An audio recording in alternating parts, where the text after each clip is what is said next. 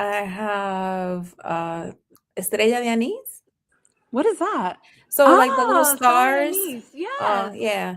Hmm. Clove, Oh, I got cloves in mine too. apple.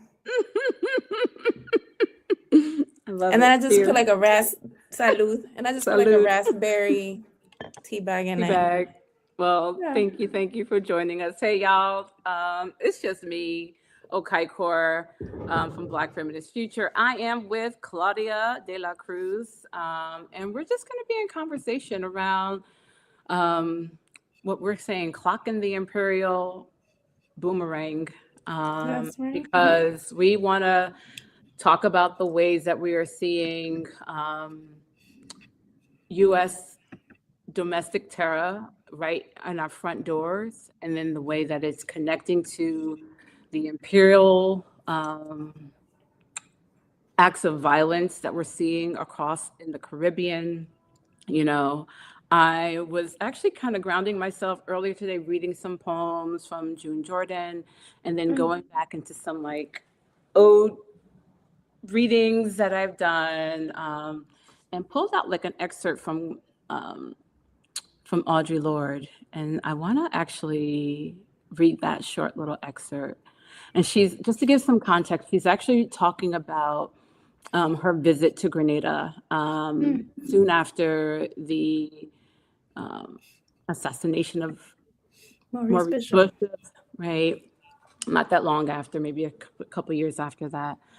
And she's naming the ways that United States, U.S. policy is, you know, this corrupting beast. And so she says here, this short, undeclared, and cynical war against Grenada is not a new direction of American foreign policy. It is merely a blatant example of a 160-year-old course of action called the Monroe Doctrine. In its name, America has invaded small Caribbean and Central American countries over and over again since 1823. Cloaking these invasions under a variety of names, 38 such invasions occurred prior to 1917, before the Soviet Union even existed. For example, in 1897, U.S. Marines landed in Puerto Rico to fight the Spanish American War. They never left. And I'm even thinking about like, it's not, we're here on Turtle Island, they landed Mm-hmm. here, they never left. Mm-hmm. And US policy in terms of colonial policy, the way it's actually happened here in the US, and then the way that we're seeing it, this constant repeat. So I want us to talk a little bit about, if you can talk a little bit about the ways that we're seeing this boomerang effect, the imperial boomerang, which when we think about a boomerang, it starts like you're holding it home base. You toss that sucker out and it comes back, right? So it's already, something's already happening on land, in place at home, and you're tossing it out and it comes back. So let's talk a little bit about that, because I'm like, I also want to make it plain for our audience, for people who are like trying to make sense of this language, this imperial boomerang or imperialism, authoritarianism, domestic terrorism. Like, how can we make this plain for folks? So yeah, I'm talking to you. Well, thank you for grounding us with those words, because I think, more than seeing something that is new or seeing the reemergence, we're seeing the continuation of a Right, history and a legacy that is based on slavery and genocide. right, Um, you know, People talk about fascism as if it's like the legacy of Europe, but in reality, you know, fascism was something that was studied from the US fabric, from its system, from the way it treated Black and Indigenous people, and then that was exported. And right, so when we think about, imperialism, we need to think about what is exported by the US government. And right. it's been misery, and it's been war, and it's been invasions, and it's been extraction in the same way that they've done so in this country. you know, the stolen land, the stolen hands that come in Right. labor to then make billionaires that then treat us working people as if Right. we were disposable. And so what we're seeing is a continuation of a system that is actually in decline. Mm. That's the gist of it. It's in In decline. decline. Say that again. It's in decline. It's imperialism in decline. Right. It's desperate. It's Mm-hmm. desperate to maintain its dominance, is Mm-hmm. desperate to maintain its control, and there's no other way for them to do it but by brute force. Right. And I think it was Stephen Miller right after they kidnapped the president of Venezuela, Maduro, that Right. got on TV and said, you know, basically international law is a pleasantry. It's something that we do because, you know, we have to play nice, but it's something that Right. we don't have to actually do it. You know, you hear Trump talk about how he doesn't believe in international law. He believes in his moral compass. Now, if you ask me, if this man Moral who compass. who is a criminal, I mean, he was convicted. Right. Um, those of us who live in New York know exactly who Trump is and his family is. Right. Um, there is no morality to this man. Mm. You know, he's a thug and he's operating as a mafioso, a gangster. Mm. That's Mm-hmm. the way that he understands, you know, how he should approach governance. And Right. so we need to be clear that Trump is a symptom of a larger problem because Right. you know there are people who have said things like, you know, if a Democrat would be in whatever, Democrat fill in the blank, whoever Right. would be in power, we wouldn't be experiencing what we're experiencing now. And I would want to differ because the reason that Trump is where he is because there have been democratic leaders who have set the stage for the levels of atrocities that Trump is committing domestically and internationally. If we think about domestically, ICE was created in 2003. 2022, Ice. 2000, Mm. yeah, Mm-hmm. 2002. 2002. Mm-hmm. I mean, it hasn't been there for a long time. But if you hear, you know, Holman, for example, the border czar, he has been working for 40 years in positions of, you know, ICE, immigration, border patrol. That's since the Reagan administration. How many Democrats have been in the Oval Office since Right. then? And so Right. this is not new. This is something that has been in development. 2025, the Project 2025 was not something that came out of the campaign of Trump. It's been in development since the Reagan administration. Right. And again, it has happened precisely because the world is shifting. Right. Right now, when you think about the Monroe Doctrine as something that was created in the 1800s, Right. how is it relevant today? Well, it's relevant in the same ways that they wanted to keep Europe out of this continent for the Right. purpose of being able to have sole control of the resources of this region. The resources meaning the lithium in Bolivia, meaning the oil in Venezuela, meaning the rare minerals that are in Right. Haiti. You know, Right. that's what they're after. That's what they want. And so they don't want any type of intervention that is from Asia. Right. Chinese are making agreements with different countries in this region. They don't want that type of you know relationship. They don't want Russia to have a relationship with any other countries. They want sole dominance over Right. this territory. And so the brutality that we're experiencing now with ICE is not new. I Right. mean, if you see the images of dogs Right. chasing and biting children in the 60s and 70s, the Right. hose, you know, that would drag people blocks and blocks away when they were protesting. We think about, again, you know, we don't like to think, we talk about slavery as if it was something that just happened. Right. You know, not that it happened to people, not that families weren't separated, not that children were kidnapped, not that bodies were broken. That is the exact same thing that is happening now. Again, it's in the very fabric of this country. Right. And, you know, we haven't experienced it in this way in a long time. But what has the United States been complicit of? What have they funded? They funded a genocide in Gaza. Right. And then they utilize all of the instruments that they have at their disposal to normalize a genocide. And once you normalize a genocide, then what is left?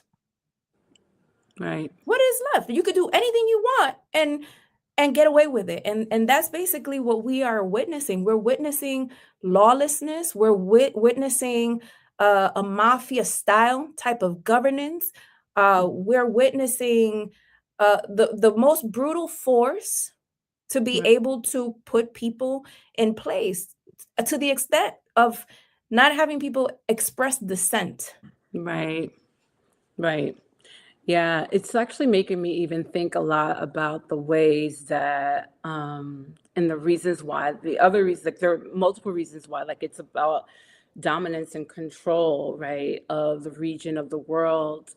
And we know that, so I'm gonna, like, when Maduro was abducted, I was actually in Cuba, and this, at the time, and one of the things about these countries is that, or these countries that are experiencing these extreme forms of imperialist violence, is because these are also revolutionary places and countries, right?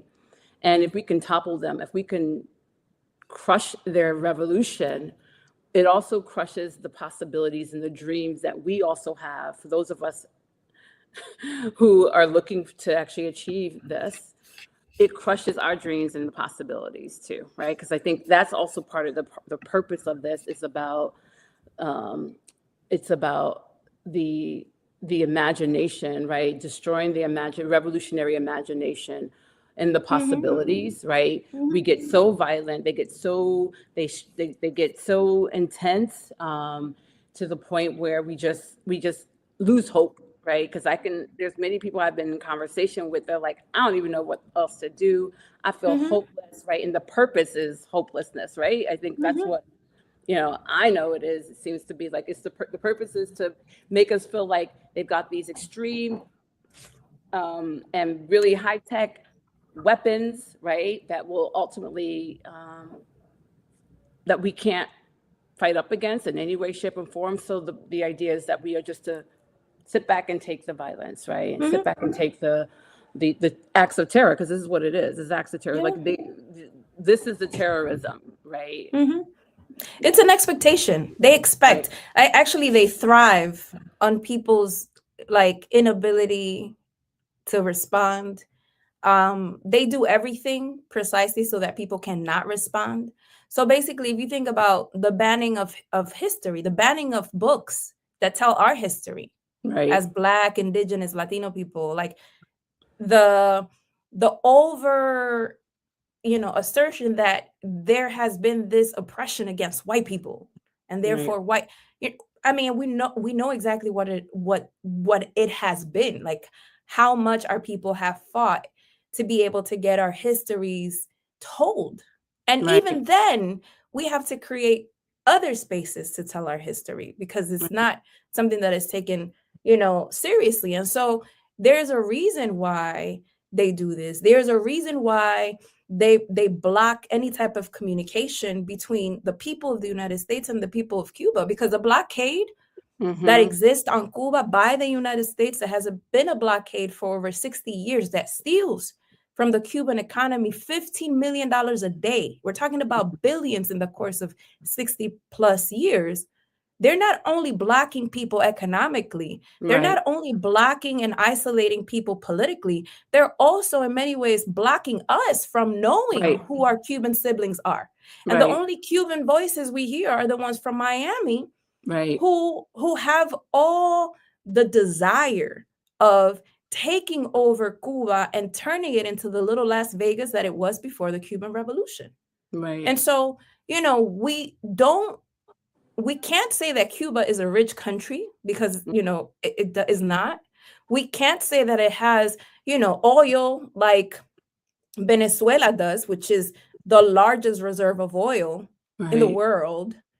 Um, we can't say that they have gold. And no, the reason that they block Cuba is because Cuba has had the ability to resist for right, 60 plus years right, the criminal blockade of the United States, and it does it with a level of pride and humanity right, where Cuba doesn't have much, but it actually produces doctors that it exports to Right. places like Jamaica, like Trinidad, like Mexico, where there aren't any doctors Right. necessarily trying to work with poor people.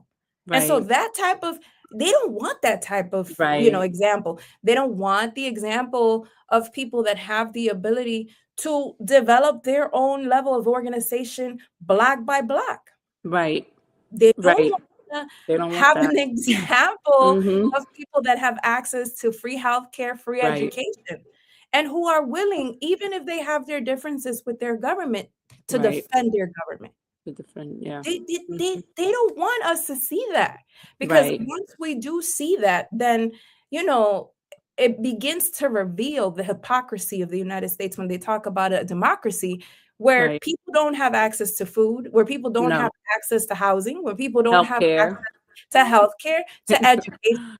So you Right. have the right to vote every 4 years, but you don't have the right to live a dignified Right. life. Right. And once you see that, you start questioning, like, Questioning things. what type of Right. democracy is this, where we are, Right. basically giving our power away to these politicians that don't defend us, don't speak Right. for us, don't represent us. I mean, today they're in negotiations around, whether they defund ICE or not. And Democrats they have no backbone for the level of political and economic power that they hold, to say consistently, well, we're going to abide by the law and the policies that they themselves have been complicit in creating, that do not support people in this country. Right. That alone should tell us that they're not for us, no, not Right. Democrats or Republicans. And so I think in many ways, we need to really consider, who are we more alike? Like, who are we more connected to? Like, are we really as connected to, the Trumps and the Bidens and the Obama, or are we connected to the working class people around the world? Are we connected Right. to the regular folk that also struggle to get their basic needs covered? Like, Right. we need to get off this idea that has been sold to us, that as people in the United States, somehow we're exceptional, because Mm-hmm. that's also part of what has held us captive for so long. This idea that Right. somehow, we could make this thing work for us. And the reality Right. that we are seeing today is that actually we can't make it work for us. We could only make that happen if we organize ourselves, if we have the ability to withhold what we have as power, which is our labor, Labor. which is our purchasing power. Like, Right. there's a reason why they made general strikes in this country illegal. Mm-hmm.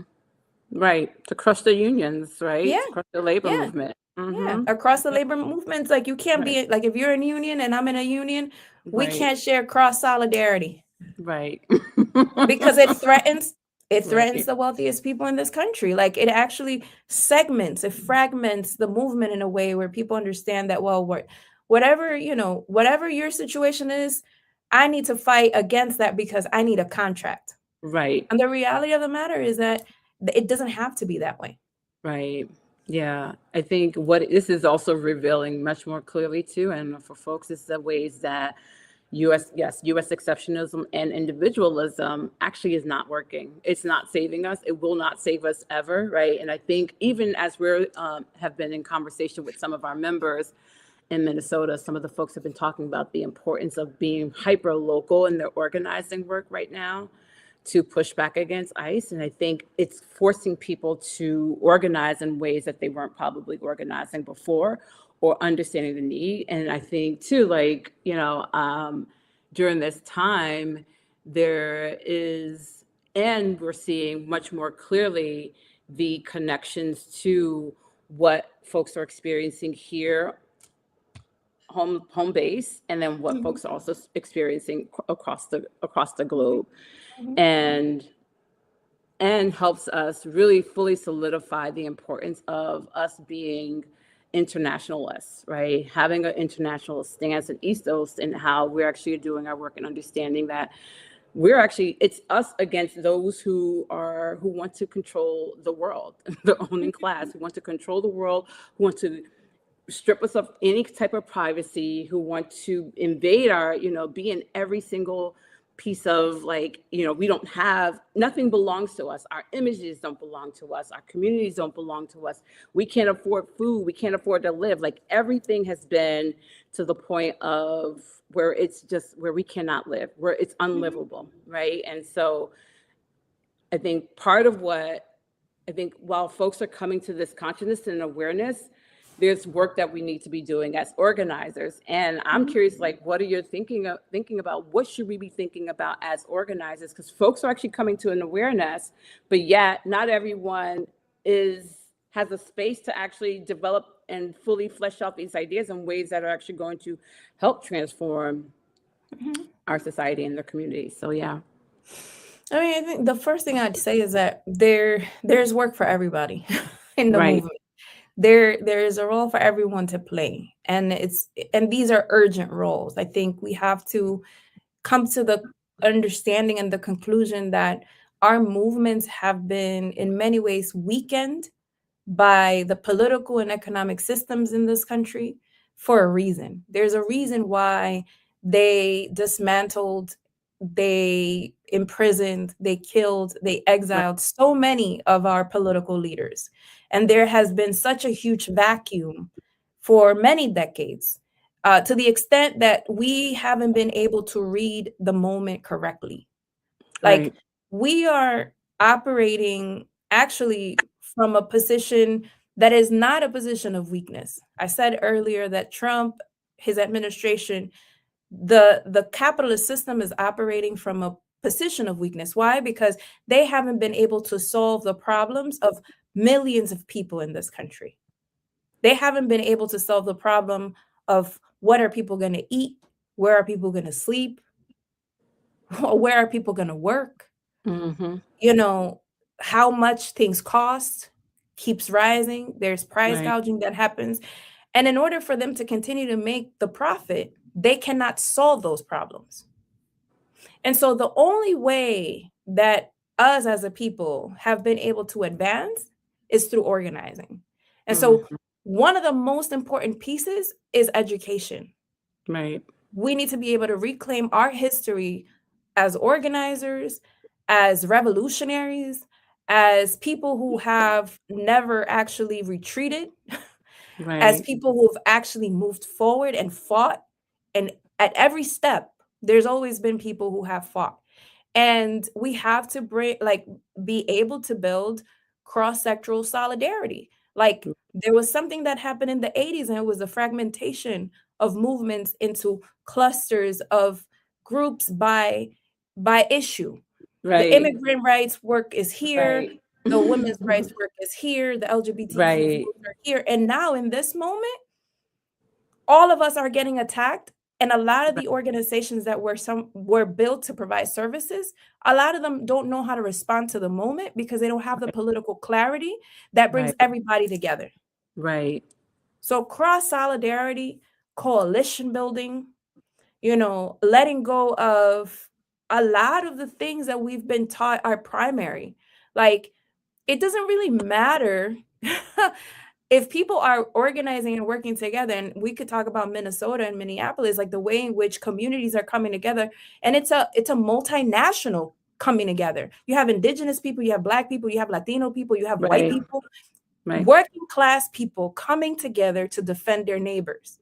Like, in the midst of that, there are no questions that have to do with identity politics. People are working in defense of life. And so we don't have to wait till something like that pops off, where people in our communities are getting killed, for us to be able to build a level of coalition that prevents that from happening. So we need to be able to build coalitions. So political education, organizing, coalition building, and internationalism. Because internationalism actually allows us to see the broader picture. And it's just making the connections. Like, we've been talking about mass incarceration here for decades. What is happening in El Salvador right now is the exporting of mass incarceration to a place like El Salvador and to countries in Africa as well. Because that's what the US does. The US imperialism exports its Right. culture, its politics, its economy, the way Right. that society is structured. And so we need to, in many ways, as people in the United States, assume the responsibility of deconstructing that in the ways that we relate to each other, but also deconstructing that in the ways that we relate to the rest of the world. We have more in common with the working class people of Haiti, with the people in Cuba, with the people in Venezuela, with the people Right. in Jamaica, with the people all over the world, more in common with them than we do with any of these politicians. Right. Therefore, we can also make connections that help us build resistance. For example, when COINTELPRO was happening in this country, when there was like the persecution and the assassination of Black Panthers, Mm. like Fred Hampton, you know what I'm saying? When Asada had to flee and go to Cuba, and Cuba actually held her and defended her and protected her till her dying day. Right. When that was happening here in the United States, they had Operation Condor happening in Latin America, where they were also persecuting, activists and freedom fighters. These folks have a plan. Right. They have been, exercising what they know to be what they have to do to be able to control Right. and to be able to keep us in place, keep us in line as the slaves they think we are. And so we Right. need to do things differently. We cannot abide by their game or by their playbook. We need to know their playbook, but we need to create our own. And we need to be able to live in a legacy that has already been set out for us. So we need to be able to do the Sankofa move, look back to be able to Right. move forward. Right. And again, see ourselves as a large family that is international. And then Right. when we see that, it's there's strength in that. Right. Right. We're all being warred upon. Yeah, Right? yeah, We're all being warred upon. yeah. And we need to get very clear on who, I can't remember who I was reading, and they were talking about how, um, the capitalists understand that they're warring upon the working class and working poor people. Is not always clear for the working poor, working class people that we're being warred upon. I think we need to be very clear on that, right? And how do we Mhm. actually come together, right, to organize? And I'm wondering too, if we got any, like, I know that there's some folks have actions going on across the country, to kind of do some of this pushing back. I've been seeing, we had a general strike last week.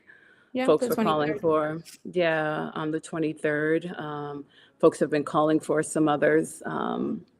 Saw several posting about Ice Out. We've got some Mhm. coming up tomorrow, I believe. Yeah. I mean, Right. so there's a call for a nationwide shutdown. Mm-hmm. And as you mentioned, there was a general strike that took place in Minnesota on January 23rd. That actually was the first general strike or, most historic in 80 years. It brought out hundreds of thousands of people. The nationwide shutdown that is being planned for tomorrow has already over 1,000 endorsements from different organizations across the country, including labor, including faith organizations and businesses, different local business owners all across the country. It has been getting a lot of traction from mainstream Hollywood, actors like Pedro Pascal, Ariana Grande reposted it.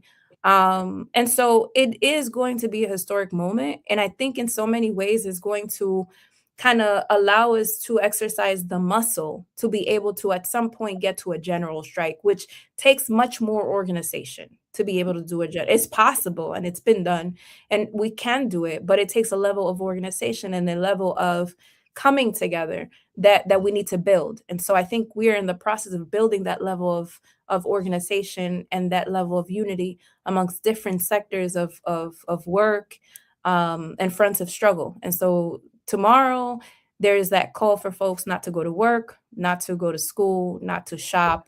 And again, a lot of people are coming into contact with that. I think it is 46 states that have already called for over 200 actions.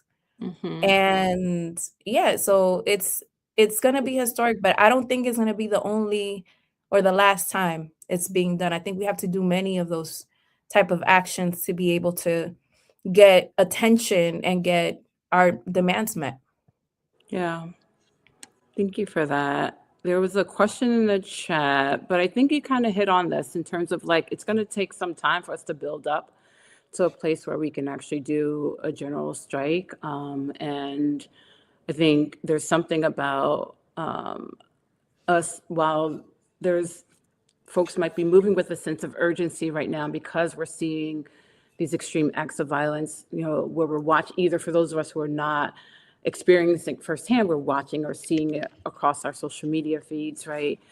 Or hearing about it. And there's an urgency, right? But then there's also a need for us to actually really put in the work, and we can't do that. It's not a quick fix. We can't do that overnight, right? And so, Listen, I mean, mhm, like I said, the dismantling of organizations has been such. The mhm, dismembering of our collective memory in terms of struggle right, has been such. Our the feeding into individualism has been right, such that right, there's so much work to do, and mhm, there's no, there's no recipe necessarily. There is an orientation that we can receive from history, and there is a correct reading of the moment right now. And right, some of us have been so disconnected for so long, and so much of like so many of us have been told that the only politics we should do is electoral politics, that we don't have the mhm, tools necessary to do the organizing work that is needed at this right, moment. And so I think we need to be one, you know, ha- give ourselves a little bit of grace, and also be very realistic on how we need to do what we need to do. Not whether we can or cannot do it. We could most definitely do it. And we right, should most definitely do it. But it will take work. I think, a lot of the pushback that I get from some people is like, another march. And I'm like, but marching is not the work, you see. Marching is a tactic. right, Marching allows for people to see, kind of like test the temperature. It allows for people who are interested in joining movements to see that there are other like-minded people like them. right, It allows to show the powers that be that the people have power too in numbers. right, But it's a tactic. If the only thing you're doing is marching, of course you're going to feel demoralized when marching doesn't do what you expect it to do. Because right, the work actually is before the march and after the march. And so I think, what does it mean to build organization in communities is important. And I really mean that. Like, if you're a student, what are you doing about organizing the students in right, your college campus, in your high school? Like, right, this call that we're responding to tomorrow was a call made by Black and Somalian students right, that said, we have a role to play in this, and so we're shutting it down. We're calling for a nationwide shutdown. I mean, again, wherever we are, if we're in a place and we're working, is there a union there? Can you organize a union mhm, in your workplace? You know what I'm saying? So it's right, like there are levels of organizing that we need to learn from. There are levels of organizing that we need to be embedded in, that we need to engage with, that we need to be in contact with our neighbors, our friends, our loved ones, to be right, able to build the strength necessary, because right. we have been weakened by with a lot of intention, with a lot of intentionality. Yeah. Well, thank you. I'm going to wrap us up. And just for that, we actually, Black Feminist Future has a campaign where we are building a beloved community, and we're trying to get folks to be in conversation. Know your neighbor. Do you know your neighbor? Mhm. Right. Yeah. It's important for us. Like, I just realized, I was like, I don't know a lot of my neighbors, and been organizing our neighbors now, where I'm trying to organize against the HOA, because the HOA is Great. a mess. You can't But organize if you don't know your right. people. You need to know them. Yes, you need to know them. So, but thank you, Claudia. This was great. We got to do it again. And, hopefully, you're able to get some rest, because I know you had a wild travel week. Trying to get back into the groove of things, but thank you so much Yeah, for having me. It's thank always great you. to be in Yeah, touch with amazing people. Thank you, Michelle, for doing the tech. Yeah. Thank y'all for having me. Yes. Appreciate Good y'all. night. Good night, everybody. Have a good night. All right. Bye, Bye-bye. everyone. Bye.